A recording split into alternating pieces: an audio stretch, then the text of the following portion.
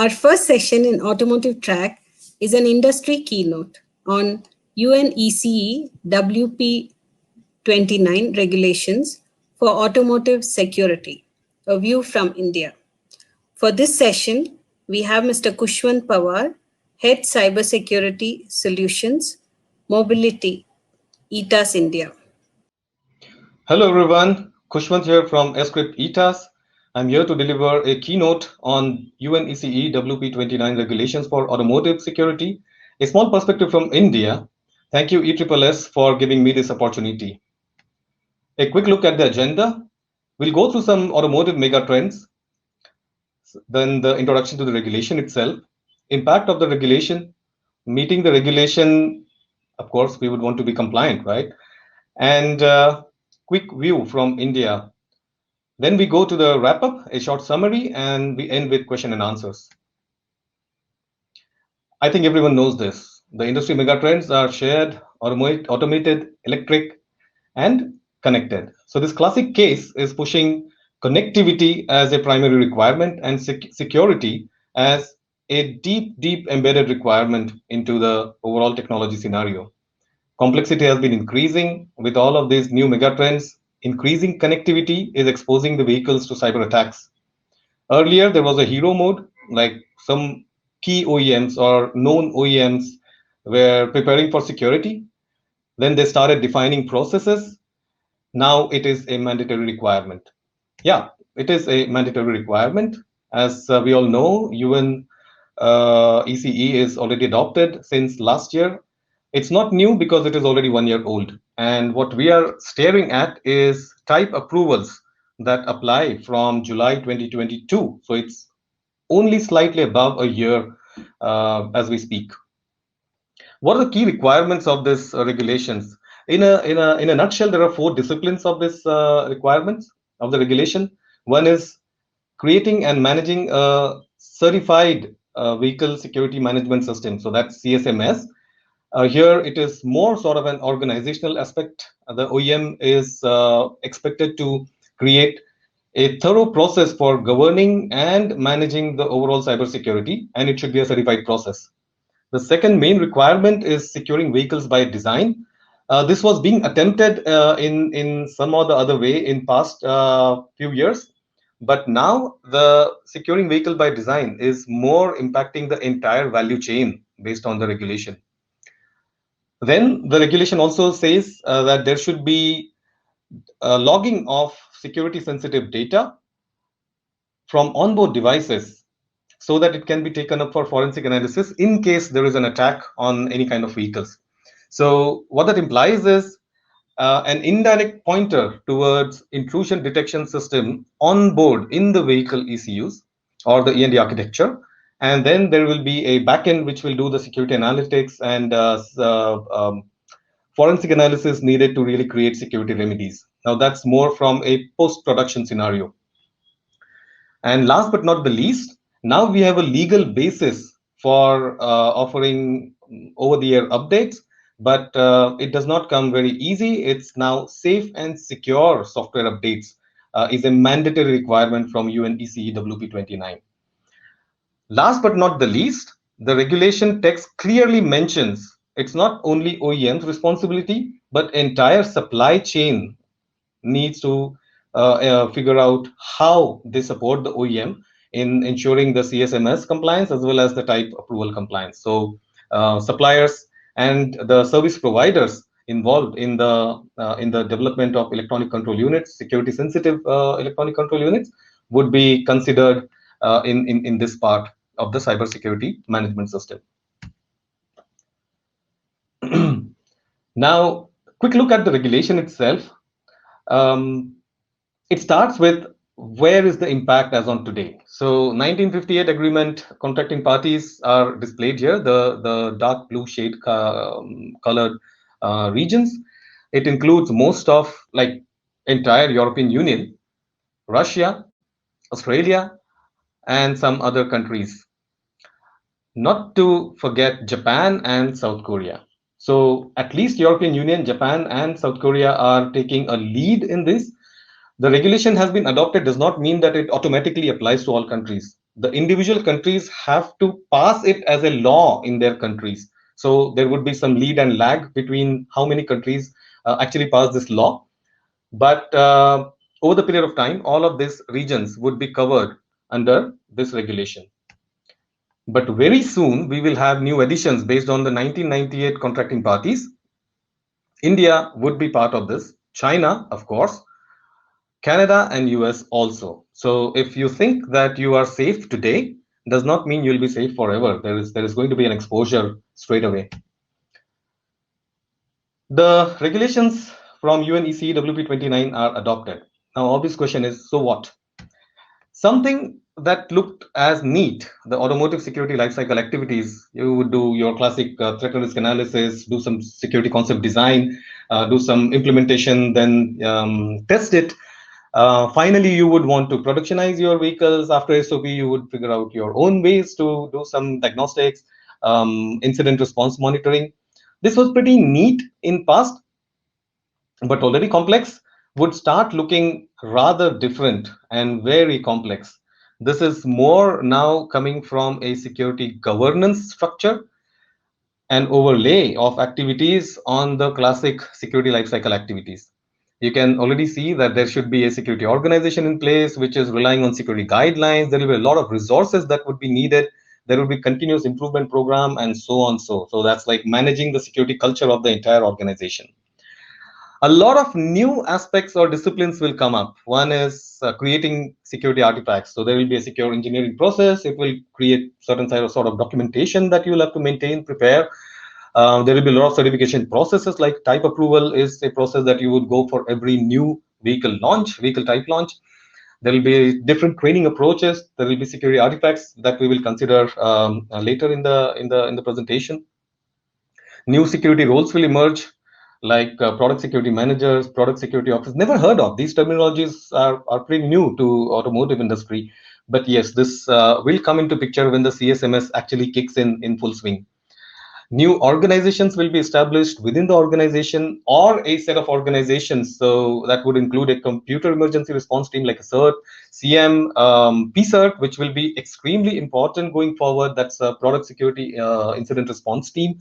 And of course, Cyber Defense Center to really back up the intrusion detection. This was the third discipline that was discussed of the regulation. So a lot is set to change in a matter of 2 to 3 years. Why?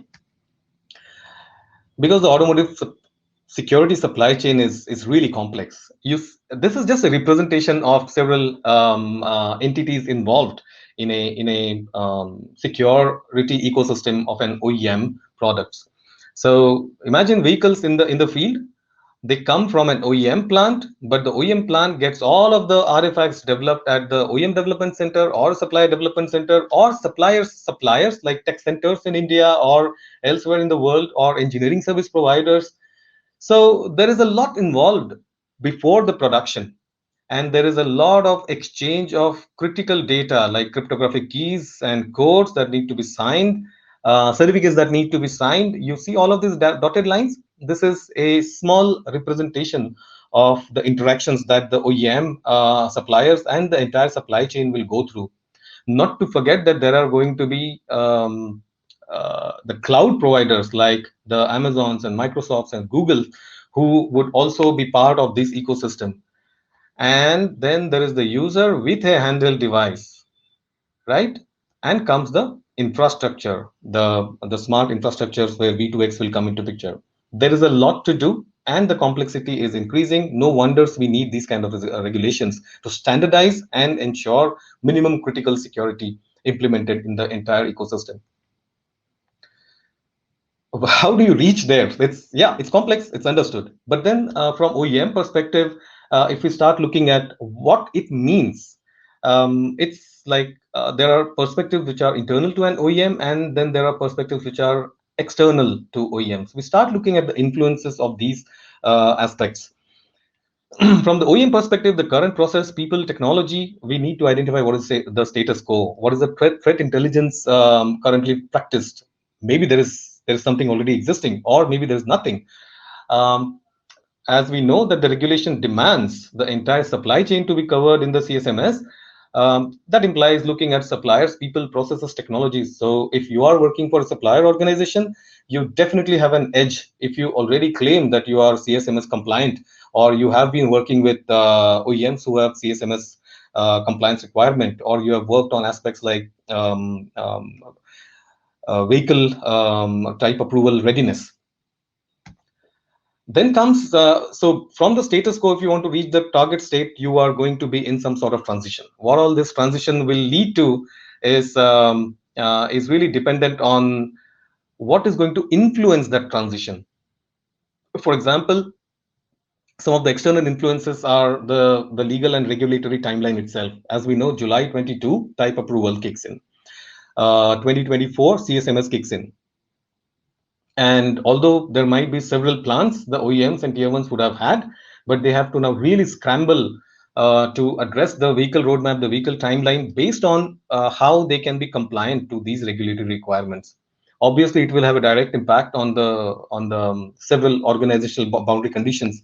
Not to mention budget; it's always a constraint. Development frameworks like the Agile framework would go into different transition. Development modes will change, maybe from function centric to module centric, or other organizational boundaries like the CTO organization and the CIO organization. They were practically working in silos until now. They'll have to really converge. The boundaries are going to be very, very blur. Ultimately, the target state that would be achieved or has to be achieved is an outcome of several aspects, like the regulatory requirements. If UN ECE is complied to, also you have a extremely good control on the vehicle complexity as well as the risk exposure. You end up in a situation that the OEM can claim my entire supply chain, my tier ones, my development centers, and the overall regulatory aspect is now addressed. I can claim that I am one of the leading brands in vehicle domain, in automotive domain, with a strict compliance to security and meeting all the regulations. We are a risk-averse company. We have taken all the steps necessary to give minimum guaranteed security, right? So that small is the target state, but it is easy said than done. There are going to be a lot of steps that your organization will have to go through. As we discussed earlier, you need to identify the status quo, then defining a target state level. Now, the target state level will be different for different organizations, depending on the maturity that they want to bring into their product. It is subject to interpretation of the regulation itself. So there is some amount of expertise that is needed to determine what might be the risk position that my organization wants to take, as well as what is the kind of budget that I want to spend to decide and reach the target state. All of these factors will have something to do with defining the target state. Then, of course, comes the phase where the interesting phase, the transition phase. This is where all the action is going to happen.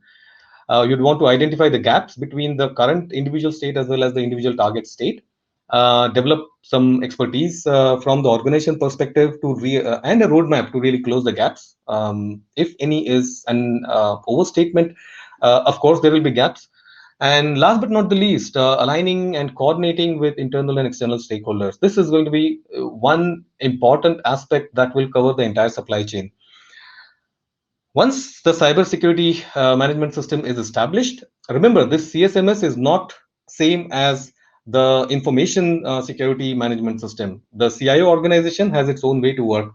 CSMS is more from governing the vehicle security management process, and that includes some part of IT also.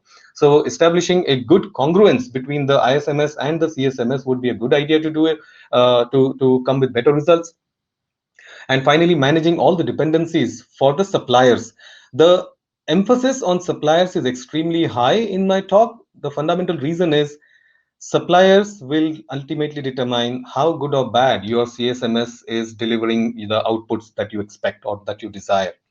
Last but not the least, ensuring the minimum adequate security that's expected. And mind you, here, this is a continuous process. You have to identify, validate, and keep on working towards improvising the CSMS with any new requirements that come up in the future.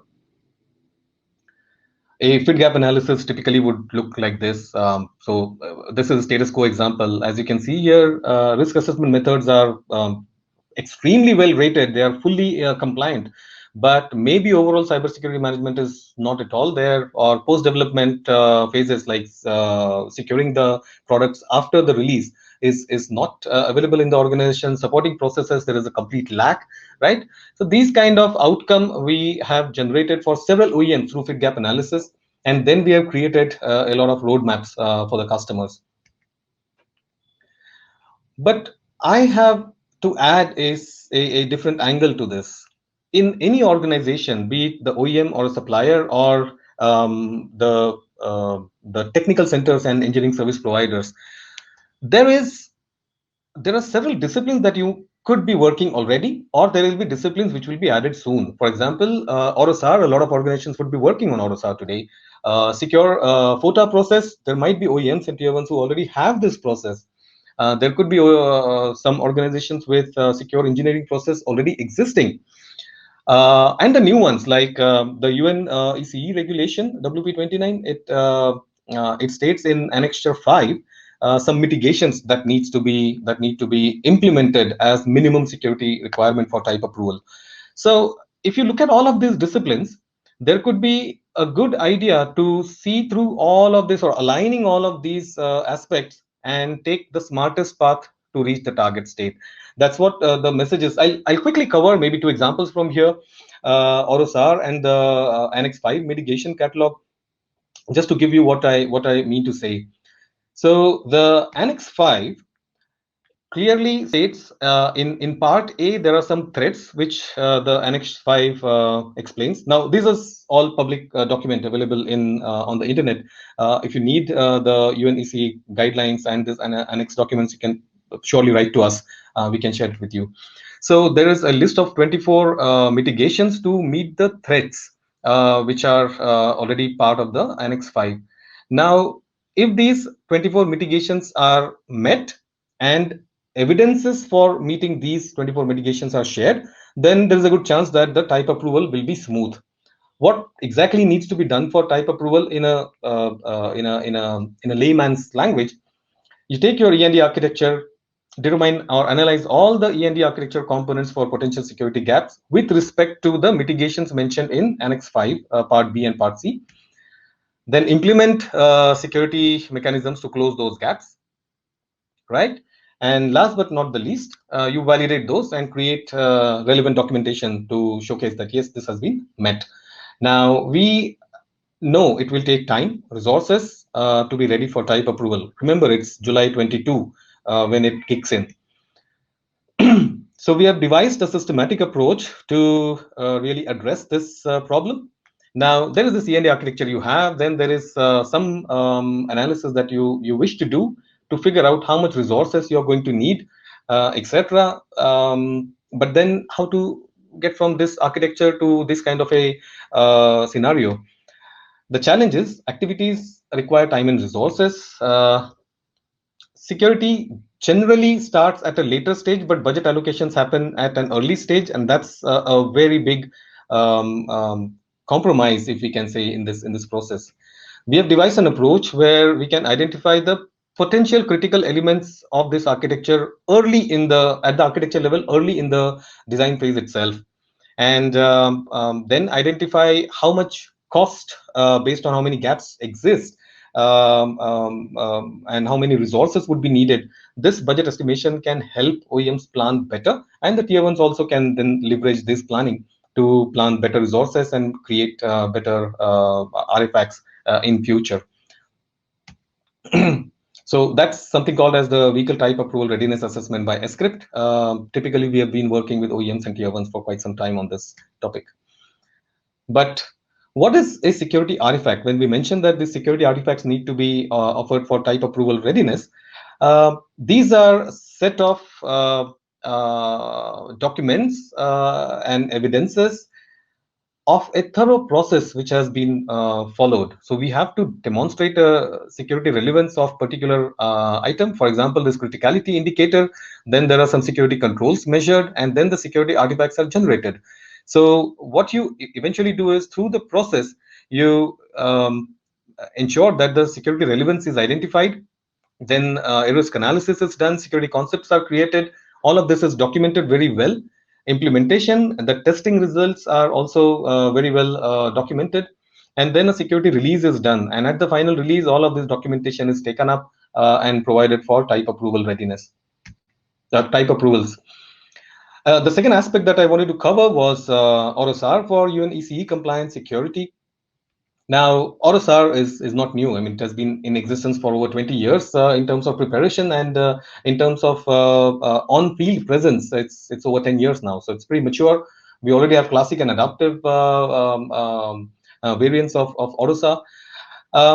It is being widely used in the industry, and that's what is remarkable about OROSAR, because it already has security building blocks, which are part of several vehicles on road. So what it covers, it has crypto stacks, communication security via TLS, diagnostics is addressed, identity and access is addressed, secure updates are addressed. A lot of building blocks are already there. So what we did is we took a closer look at the mitigations from Annex 5, and we tried to map it with OROSAR capability or potential to fulfill those mitigations. And it is quite decent. You may want to ignore the text here because it's just a list of the mitigations from Annex 5. And these are the crypto building blocks from OROSAR. And this matrix actually results in a fantastic coverage. As far as our understanding is, OROSAR security building blocks can be leveraged to ensure implementation of almost all of the mitigations mentioned in our Annex 5. Now, a very quick look at a view from India.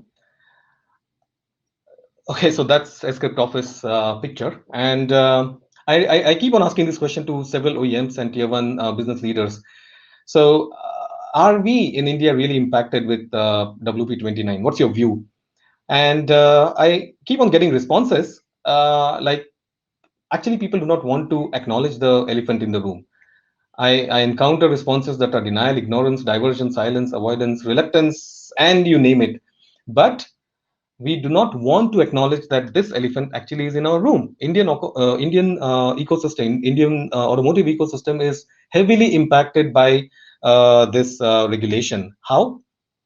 The impact is going to be different for different players. So Indian OEMs, the direct impact would be there if they are exporting to impacted countries.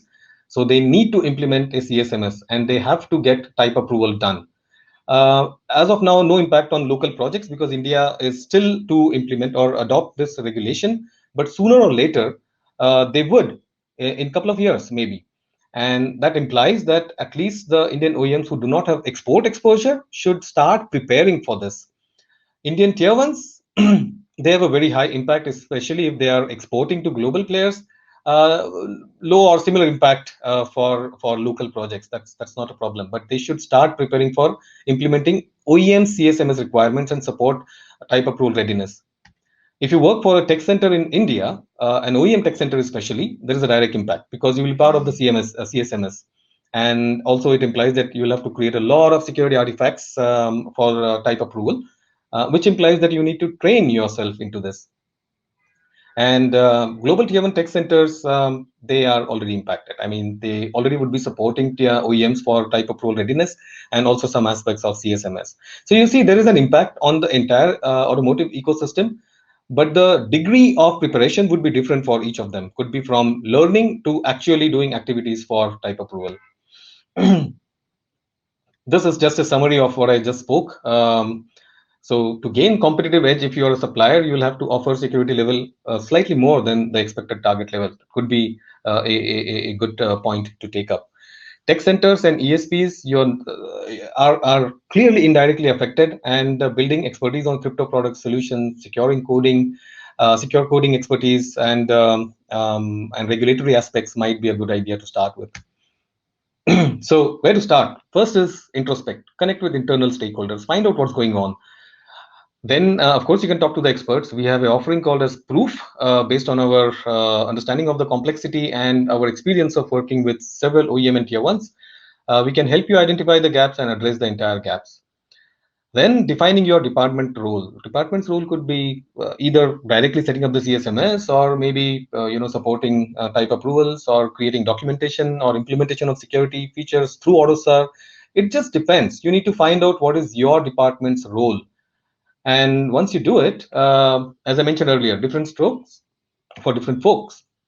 OEMs need different level of preparation from tier ones, suppliers, etc. But what is the important part is aligning the competencies of entire supply chain is the key here. Quick wrap up. Why are we doing all of this? Because security is no more a luxury or no more a hi-fi trend. It is a mandatory requirement, and it has impacted organizations already, and it will impact India in a couple of years. What needs to be done? Implement a CSMS or prepare implementation of CSMS, and mitigations to be implemented for vehicle type approval. So these are two main aspects. How to do it? There are stepwise approaches. Devise a strategy to operationalize the CSMS and prepare for type approval. Can a script help? Yes, we have a very elaborate solution called as Proof, where we prepare, implement, and commission the CSMS. Also, the software update management system, the SUMS, for OEMs, and also trickle down the requirements for the respective tier ones. And we also help OEMs and tier ones in type approval readiness. So that's more or less from my side. And if you want to know a little more about the AutoSAR and UNECE compliance, there is a white paper from Script, so that you can read it and know for yourself what we mean by using AutoSAR to achieve UNECE compliance security.